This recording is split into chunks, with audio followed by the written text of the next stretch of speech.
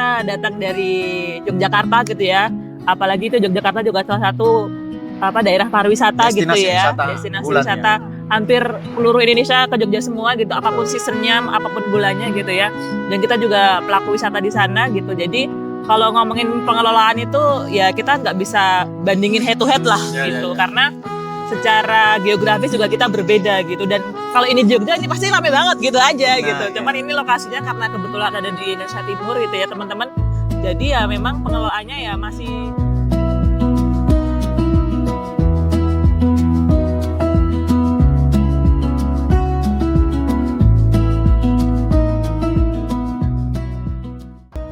Halo Sobat Beranda Halting dimanapun berada, saya saat ini ke Mor lagi ya. Salah satu pulau eksotis di Halmar Tengah yang jaraknya nggak terlalu jauh dari pusat kota. Untuk kesini kita harus mampir di Desa Walegi dulu biar diantar sama teman-teman pemuda penggerak pariwisata di sana untuk menikmati suasana pulau yang luar biasa. Saat ini saya udah berada bersama Mbak Tanti dari Jogja ya. Nanti Mbak Tanti memperkenalkan diri. Nah, saya sengaja membawa Mbak Tanti ke sini untuk memberikan testimoni terkait dengan apa sih sebenarnya Pulau Mor dan bagaimana fasilitas dan pelayanan yang ada yang saat ini, dan mungkin akan disampaikan mungkin rekomendasinya atau masukan saran pendapatnya terkait dengan pengelolaan pariwisata di Pulau Mor ya. Kita berkenalan dulu nih Mbak Tanti, silakan. Oke. Halo Sobat Beranda Halting, perkenalkan aku Tanti dari Yogyakarta. Ini kali pertama aku ke Pulau Mor yang kebetulan ditemani oleh teman-teman pengelola desa wisata Walegi ya berarti Walegi, ya? Desa Walegi ya? Iya. Ya, ini baru pertama kali akhirnya jadi kesini. Terima kasih. Sebelumnya masih ya? Hanya angan-angan ya. Hanya lihat foto. Oh iya. Akhirnya kesampaian kesini. Alhamdulillah. Gimana perjalanannya kesininya? Sangat menyenangkan karena kita cukup ini ya, seru ya, ceritanya banyak gitu, ada asam, manis, pahit gitu ya. Jadi kita sudah makan asam garam gitu ya bahasanya. Sampai ke surganya kita harus menikmati menjalani itu ya. Iya, karena harus berakit-akit ke hulu dulu gitu kan. Baru kita berenang di Pulau Mor. Itu maksudnya. Secara geografis gimana? Alamnya atau suasananya? Kalau alamnya tentu saja luar biasa ya, karena ini aku apalagi baru pertama kali menyaksikan hamparan lautan gitu ya, yang ini ada gradasi warnanya juga gitu, terus pantainya pasirnya tuh pink ya. Iya, ini pink ya. Menurut aku pink gimana sih? Pasirnya. Oh, pasirnya. Iya, pasirnya agak pink kalau menurut aku ya gitu. Terus di sebelah kanannya itu ada hamparan danau juga, danau laut asin gitu ya. Jadi ini menurut aku paket lengkap gitu. Jadi yang mungkin pengen ngambil dokumentasi yang jelas itu mungkin bisa di danau sama di sini gitu. Karena ini tahunnya cukup tenang gitu ya. Ini lagi suasananya lagi tenang nih. Iya, walaupun ya di perjalanannya memang kita agak menemui beberapa gelombang mungkin, tapi itu kayak anggap aja sebagai sambutan selamat datang gitu ya. Karena kita baru pertama kali kesini juga gitu. Dan mungkin sambutan selamat datang gelombangnya agak kriak-kriak. Iya, gelombang cinta itu namanya kita sebutnya toh. Iya. Sebenarnya kita belum explore banyak ya. Iya. Jadi Mbak Tanti juga belum melihat secara keseluruhan. Nanti kita ngedrone sambil melihat lebih luas lagi ya suasana pulaunya. Kita bakalan main paddle juga nanti. Main paddle sama mungkin snorkeling di beberapa spot. Iya, paddlenya bukan yang tenis ya, paddle ini. Iya, tadi kita mampir sebelumnya ke tempat homestay. Iya. Ntar kita ke sana untuk videoin sebentar. Dan ini salah satu lokasi spotnya namanya Saulolol. Apa? Saulolol. Saulolol, artinya? Nggak tahu. Bahasa lokal orang sini ya menamakan tempat ini Saulolol. Nah ini agak pasir putih panjang terus kayak teluk gitu ya. Iya. Dan suasananya luar biasa. Mudah-mudahan bisa ajak teman-teman dari dunia di luar sana ya yang haruslah. Ya. Jangan cuma di rumah aja, jangan cuma kerja aja. Indonesia itu luas dan indah. Sayang banget kalau kalian nggak datang satu-satu ke seluruh tempat yang ada di Indonesia, apalagi lautannya ya, gitu. Itu cukup alam luar biasa. Ya. Karena di timur itu lebih banyak lautnya, menawarkan keindahan laut. Keindahan laut ya, pulau-pulau kecil dan aneka biota lautnya. Nah, kita juga tadi sempat lihat kepiting kenari ya. Iya, sudah diikat tuh. Nah, di sini juga habitatnya kepiting kenari. Jadi kalau pengen makan kepiting kenari di tempatnya ya di sini salah satunya tempatnya. di Pulau Mor ya. Selain ikan ya yang pasti melimpah gitu. Ikan juga banyak, tapi kita lagi nggak dapat ikan karena kita nggak bawa pemancing. Nah, itu sayangnya. Tapi di pesisir pantai juga kita udah bisa dapat ikan buat makan. Iya, tadi kan sudah testimoni ya, coba dapat satu. Iya, cuma dapat satu. Nanti kita videoin lagi sebentar kalau dapat banyak. Nah, secara umum gimana nih untuk pengelolaan pulaunya yang dilihat gitu?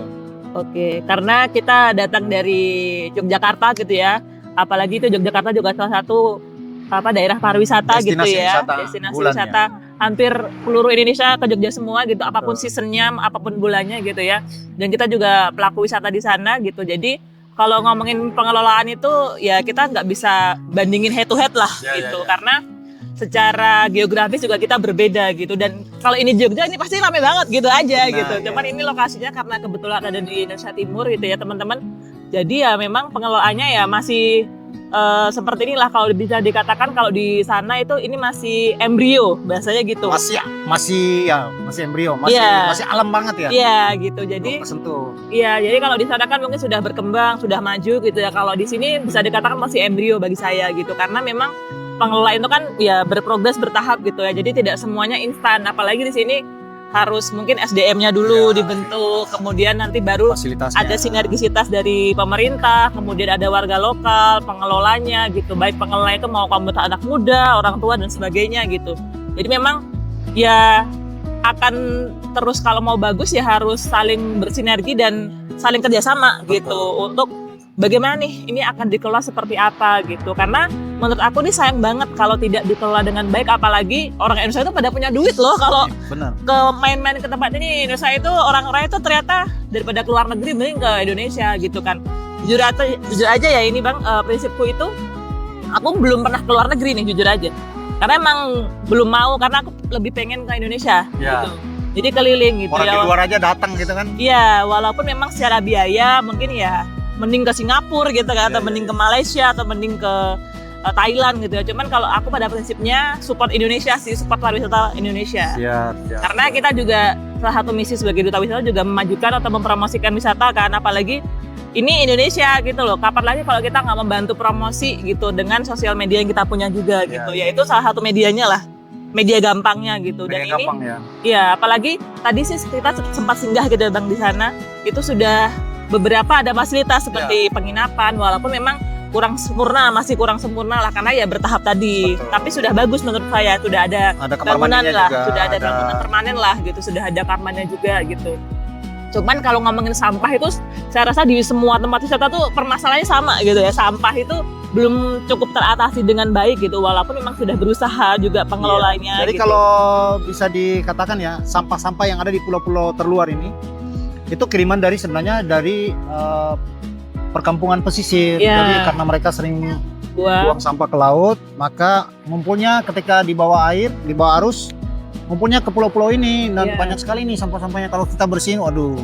Jadi PR juga ini harus bersama-sama. Tapi ini juga nggak cuma di sini Bang, sampah itu ada di mana-mana juga gitu. Jadi makanya ini menjadi PR bersama lah untuk para pelaku wisata untuk bagaimana cara mengatasi sampah di tempat destinasi wisata. Karena kan ya masyarakat Indonesia kan masih kurang juga nih kesadaran sampahnya gitu ya.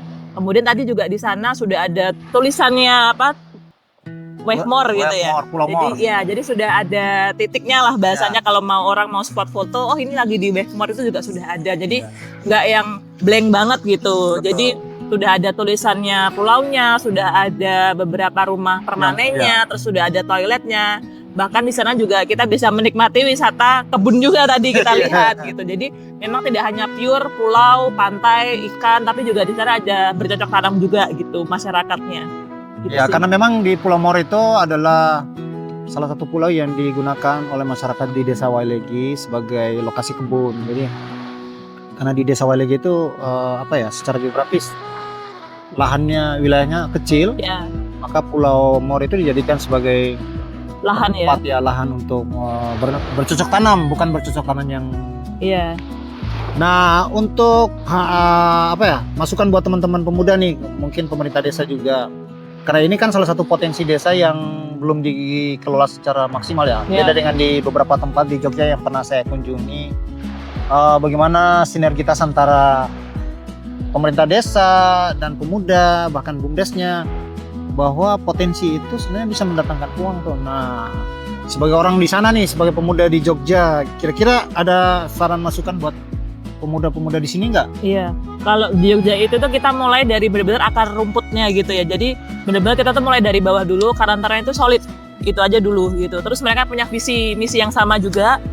Mereka mau apa nih gitu. Misalnya kita punya potensi wisata di desanya gitu ya. Jadi ayo kita kembangkan bareng-bareng nih dengan cara apa ya. Mungkin kalau kita anak muda ya bergeraknya di bidang konten gitu ya.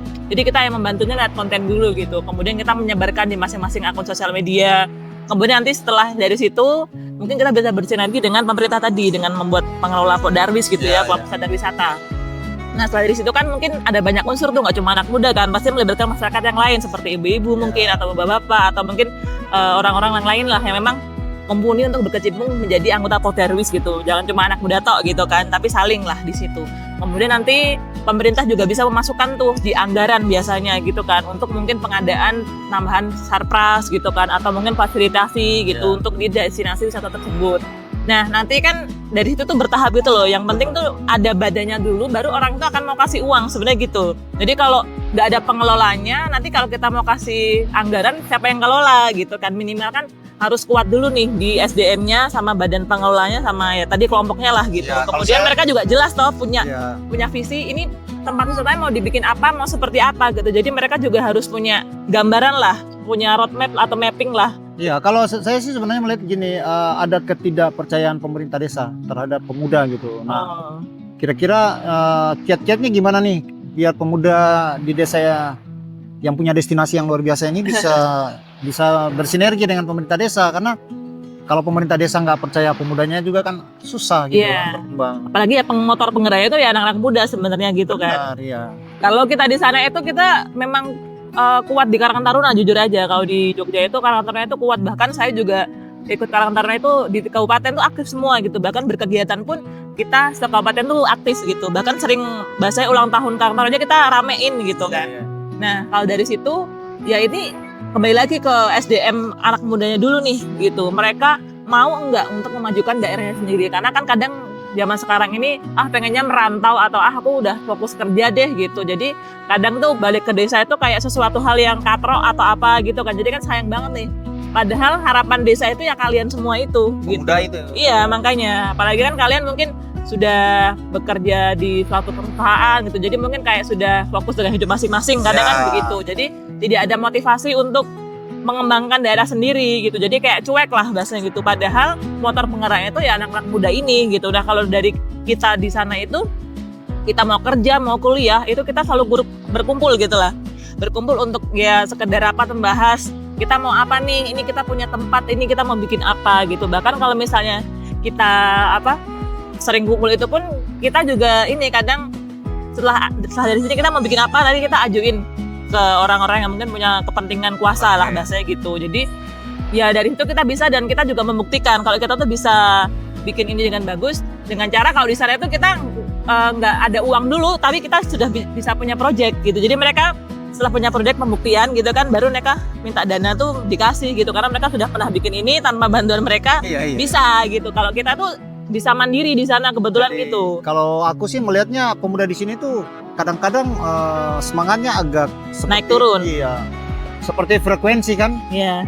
Kadang kalau kita dapat sinyal full ya full. Gitu kan? Kalau sinyalnya lagi drop ya seperti itu. Jadi selama ini sih aku sering menjadi motor penggeraknya. Jadi kalau motor penggeraknya nggak datang terus di push gitu kan, mereka malah. Iya. Terus yang terpenting kalau pemuda itu harus punya leader sebenarnya. Jadi si leader ini tuh harus bisa membawa semua teman-temannya untuk bisa ayo maju tuh maju bareng gitu. Karena percuma aja kalau kalian mau maju bareng tapi nggak punya leader yang kalian kayak bisa ikuti lah gitu. Betul, ya. Karena leader ini juga menurut aku sangat penting ya, sangat vital lah bahasanya untuk bisa memulai sesuatu hal gitu. Karena ya harus ada leadernya. Iya. Jadi kan kadang mungkin biasanya kalau kamu ya yang jadi ketua, oh nggak mau kan kadang-kadang kalau orang zaman sekarang kan memiliki ketakutan gitu kan, kayak nggak mau, padahal itu adalah salah satu tempat untuk menimpa diri gitu ya, menempa diri untuk bisa jadi lebih lagi lah nanti ke depannya gitu.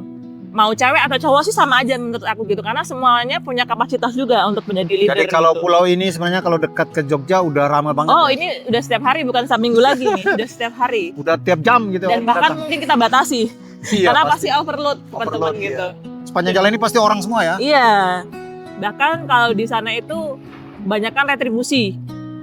Jadi kayak ada tiket masuk, parkir. Jadi mulai dari datang Iya. kayak kita tadi malam ya. Iya, datang, jadi di depan itu sudah ada TPR, tempat pembayaran retribusi. Oh iya, jadi pas datang kita ngedaftar. Iya, berapa bayar. orang gitu kan. Per Berapa orang orang? 10.000 gitu kan. Jadi 30 ya 3 orang gitu. Terus nanti masuk lagi bayar parkiran gitu. Jadi kalau di sana tuh Jadi mau nginap untuk homestay-nya. iya ada berapa, lagi sendiri gitu biayanya. Untuk makannya, untuk souvenirnya, gitu Iya. kan. Untuk nyewa padelnya Iya. misalnya. Jadi sebenarnya uang itu berada di Berputar, poin-poin iya. itu ya. Iya, Jadi semakin banyak orang terlibat di situ maka semakin banyak orang yang dapat manfaat. manfaatnya. Iya, jadi kan nggak cuman kita cuma datang gitu kan, tapi kita juga menciptakan perputaran ekonomi lah Iya, gitu di situ. Jadi ya kita datang menikmati wisatanya, support pemerintah juga yang mungkin membantu merawat fasilitasnya. Kemudian kita juga menjadi menginap, membeli barang-barang yang dibikin Makanan, oleh souvenir, yang dibikin oleh masyarakat sekitar gitu. Jadi semuanya itu ikut terdampak gitu. Termasuk misalnya di sini nanam pisang misalnya kan. Iya, Pisangnya dibeli, dibuat pisang goreng misalnya, Iya. kelapa mudanya ya. Dan fasilitas yang lain sebenarnya kalau pariwisata itu lintas sektor menurut saya. Kalau iya, udah digerakkan maka semuanya bisa. sektor-sektor itu yang lain pasti ikut bergerak. Betul. Nah itu yang saya lihat di beberapa tempat termasuk di Jogja. Bagaimana pariwisata itu bisa menghidupi orang di desa Masyarakatnya, secara iya. baik secara langsung maupun secara tidak langsung. Iya, apalagi kalau di Jogja kan ngomongin UMR-nya kecil sekali teman-teman gitu ya. Jadi Iya. ya kita bergantungin dari sektor kreativitas saja Betul. gitu, baik dari ekonomi maupun pariwisata ya kita bergerak bersama lah kalau di sana seperti itu teman-teman. Jadi ya kita malah saling belajar misalnya di tempat sebelah gitu ya, wisatanya bagus di sini belum. Jadi kita tuh punya tempat untuk belajar kelompok wisata gitu di sana. Jadi semuanya terwadahi oleh pemerintahnya gitu sih. Ya ini juga menjadi PR bersama juga ya berarti Iya, ya bahwa siap. memang untuk sinergisitas antar lembaga mau komunitas atau apapun itu tuh ya memang diperlukan komunikasi yang baik juga. Yang penting tuh tujuannya jelas. Semua orang tuh akan membantu kok kalau kalian tuh benar-benar punya visi ke depan untuk apa, planningnya Visi dan seperti misi apa, ya. iya roadmapnya tuh kayak kalian gambarkan lah gitu. 5 tahun ke depan tuh kita harus punya ini, 1 tahun ini kita harus punya ini, kita harus membuat ini, misalnya gitu. Jadi bertahap tuh ada hasilnya gitu loh. Nah Mbak Nadia, Mbak Tanti ini kesininya semangatnya luar biasa nih. Begitu lihat alamnya udah mau pulang belum nih? Belum, masih lama. Kita harus menikmati Pulaunya tarif yang dulu. ada di Halmahera Tengah dulu nih. Sayang banget kalau kita udah jauh-jauh, tiket mahal gitu kan, pesawat, kapal dan lain sebagainya. Kalau kita langsung pulang ke Jogja itu sayang banget. Karena di Jogja nggak ada kayak gini, itu aja. Dan tempat-tempat lainnya. Iya, Nah kalau di pantai selatan itu jangan coba-coba berenang ya. iya, Dibanting-banting ombak di sana. iya. Karena kan langsung palung. Iya. Untuk pemerintah, harapannya untuk pemerintah daerah misalnya ya bisa disampaikan kira-kira pulau ini banyak hal sebenarnya kalau disampaikan. Jadi mungkin ada saran yang bisa disampaikan. Monggo. Mungkin untuk saran satu aja jangan dijual. Jangan dijual karena ini adalah aset yang luar biasa yang Indonesia punya, apalagi pemerintah Kabupaten Halmahera Tengah gitu ya. Ya laut ini tuh ya aset kita bersama gitu ya bahasanya gitu. Aset Karena komunal gitu. ya jadi kayak apapun berapapun nilai uang itu ini tidak ternilai sebenarnya gitu ya. Karena ini luar biasa sekali. Apalagi kalau nanti ke depannya pemerintah bisa saling bersinergi mungkin dengan antar pemerintah atau dengan perusahaan-perusahaan yang ada di sekitar sini untuk mendatangkan wisatawan ke sini, itu kan menjadi ini ya kenaikan ekonomi lah Ya, biasanya gitu peningkatan, untuk semua ya. sektor gitu loh. Jadi semua warga itu terdampak, tidak hanya dari sektor perusahaan sebelah gitu, tapi juga kita bisa mandiri secara finansial dengan menghidupi keluarganya lewat ya pariwisata yang ada di sini gitu. Jadi mungkin nyewa perahunya. Iya, jadi bisa semuanya lah, kayak sewa perahu, terus bikin open trip dengan mungkin kerjasama dengan di perusahaan mungkin. Jadi bikin inilah open trip untuk karyawan lah bahasa gitu. Itu kan bisa mendatangkan banyak rezeki yang terjadwal gitu loh. Jadi pokoknya jangan pernah dikomersialkan secara jual belikan lah ya. Kalau ini jangan banget gitu. Sama jangan pernah diabaikan ya potensinya ya. Iya, karena ini terabaikan nih sebenarnya menurut saya. Iya. Sayang ya. Jadi ya makanya itu, ayo pemerintah untuk digencarkan lagi untuk membuat promosi wisatanya dengan mungkin membuat event-event nasional atau internasional mungkin seperti triathlon gitu atau seperti apa gitu kan, karena lautnya kan indah gitu kan. Triathlon kan ada renang, lari sama sepeda gitu kan. Terus sepeda kan bisa lewat rute-rute gunung gitu kan, lari ya nanti bisa seperti apalah gitu. Jadi itu juga bisa mendatangkan wisatawan kalau kita aware dengan event gitu kan. Itu juga nanti bisa perhotelan bisa naik, penginapan naik, makanan juga naik gitu kan, beli oleh-oleh juga naik gitu. Jadi semuanya kalau kita hanya menggantungkan destinasi wisata itu kurang gitu, tapi kita harus bikin event juga gitu. Betul. Event besar yang berskala nasional atau internasional gitu. Apalagi sekarang kan lagi booming nih untuk event-event lari atau seperti apa gitu. Jadi tidak hanya menyasarnya ke masyarakat lokal gitu, tapi kalau bisa nasional. Jadi biar orang itu juga tahu kalau Maluku Utara Halmahera Tengah ini tuh punya aset yang begitu luar biasa gitu. Sayang banget aja sih gitu. Jadi mungkin kalau saran saya, kalau kesusahan dalam keuangan untuk membuat fasilitas, buat event aja gitu yang bisa mendatangkan uang gitu. Itu kan kita berbayar juga kan kalau bikin event gitu. Iya, harus berbayar. Iya, jadi makanya kalau kita nggak punya modal bikin event. Itu sih paling. Jadi melibatkan orang untuk berinvestasi secara tidak langsung. Iya. Itu aja sih. Jadi memang kita harus pintar-pintar membuat sebuah acara lah gitu, karena ya zaman-zaman sekarang ya orang-orang tuh akan tertarik ke suatu daerah ya kalau misalnya biasanya ada acara gitu. Kalau cuma pure main kan kadang kayak harus waktunya panjang nih gitu, apalagi perjalanan ke sini kan nggak cukup 1-2 hari gitu kan. Nah untuk yang awal nih misalnya ya, kalau kita mau menggerakkan dari awal nih, kira-kira apa dulu yang disiapin nih di sini di Pulau Mor ini? Kalau kelompok udah ada kan? Ya, komunitasnya udah ada, kelompok penggerak pariwisata Pulau ya. Mor. Mungkin kan kelompok sudah ada tadi kan, jadi kan mereka sudah punya inilah pengelola, terus sudah ada posisi-posisinya gitu. Jadi mungkin mereka harusnya tuh ya tadi saya selalu bilang punya roadmap minimal jangka waktu pendek lah, 1-5 tahun dulu dia mau bikin ini seperti apa. Misalnya 1 tahun pertama kita mungkin mau bikin toilet misalnya, 2 tahun kemudian mau bikin penginapan mungkin, terus dibagusin fasilitasnya atau apa. Jadi tuh setiap tahun tuh ada inilah progresnya lah, iya. Jadi ada hasilnya juga. Jadi nggak hanya peningkatan SDM-nya terus gitu kan yang dilatih, tapi kan juga ada wujud ini ya fasilitasnya. Iya, jadi kan. Jadi kalau peningkatan SDM tuh saya rasa pemerintah tuh pasti support terus, kayak peningkatan konten, peningkatan ini pemasaran di digital dan lain-lain tuh. Kayaknya pemerintah tuh tidak lelah untuk membuat pelatihan untuk SDM gitu ya. Cuman kan kitanya yang punya. Iya, tergantung kita setelah mengikuti pelatihan tuh di-apply nggak untuk di destinasi wisata kita sendiri gitu. Jangan sampai ikut pelatihannya hanya cuma ikut karena sesuatu gitu kan. Iya. Ada apa-apanya gitu. Iya, nah kalau kita di sana itu memang benar-benar memanfaatkan fasilitas belajarnya kita tuh untuk kita aplikasikan ke destinasi wisata yang kita punya. Kalau kita di sana seperti itu ya. Jadi memang bahkan kalau ngomongin fasilitas tuh di sana malah untuk pelatihan tuh kurang juga sebenarnya gitu. Tapi kita sudah mandiri secara belajar gitu ya. Karena jadi kita juga punya apa? Banyak ruang belajar juga sih di sana. Jadi kayak siapapun yang kita banyak keahlian juga. Iya.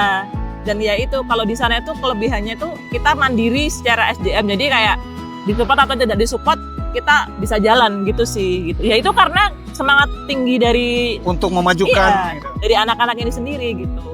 Karena kan yang berdampak nggak cuma anak mudanya, tapi kan semua daerahnya, orang semua usia lah gitu. Ya, termasuk daerahnya kan bisa jadi branding nasional atau internasional. Iya, gitu. Bahkan di sana itu banyak kan malah wisata buatan gitu. Iya, pasti. Jadi ya nyatanya kita wisata buatan aja kita bisa maju gitu. Ya itu kita tuh rame karena kita buat event sebenarnya gitu.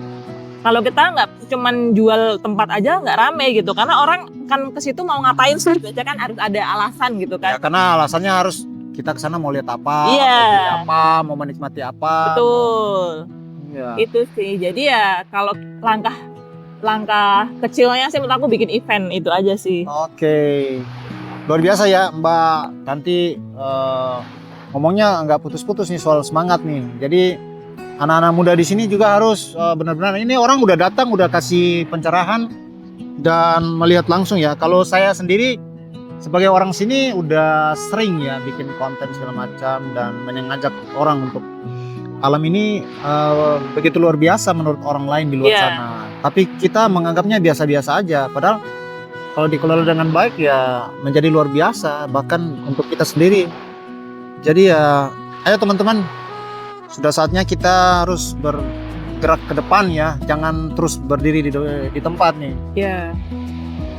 Sumpah banyak banget padahal yang anak-anak muda bisa lakukan gitu. Kayak kalian sekedar bikin poster open trip aja setiap 1 bulan sekali aja kalian jual ke masyarakat yang kerja di tambang-tambang yang penat itu pasti laku sih sebenarnya gitu. Kalian bikin open trip sebulan sekali aja itu. Ya mudah-mudahan kita bisa terus memberikan semangat ke teman-teman yang ada di sini dan beberapa wilayah. Di sini selain di pulau ini kita juga nanti di sebelahnya ada 2 pulau lagi. Namanya Pulau Sayapi dan Pulau Liwor yang alamnya hampir mirip juga cantiknya. Tapi ada beberapa faktor kayak tadi itu yang disampaikan bagaimana komunitas itu belum secara sadar melihat itu sebagai peluang potensi lah ya. Ya, peluang yang harus dikelola agar supaya bisa meningkatkan perekonomian. Iya, perekonomian. Karena orang hidup ya butuh ekonomi yang bagus. Betul. Gitu. Jadi kalau nunggu bantuan terus ya nggak maju-maju. Kapan mau majunya?